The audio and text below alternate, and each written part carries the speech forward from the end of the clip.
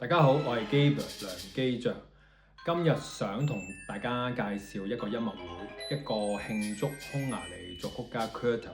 100歲生日嘅音樂會。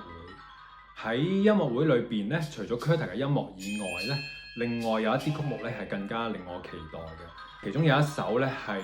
非常期待，就係由一個德國嘅電子音樂先驅 Stockhausen 嘅作品，譯名係 Song of the Youth。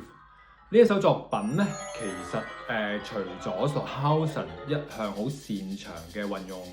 好多唔同嘅電子聲響以外咧，佢亦都吸納咗 Musique Concrète 法國嘅電子音樂技巧，作為呢一個作品嘅其中一啲元素，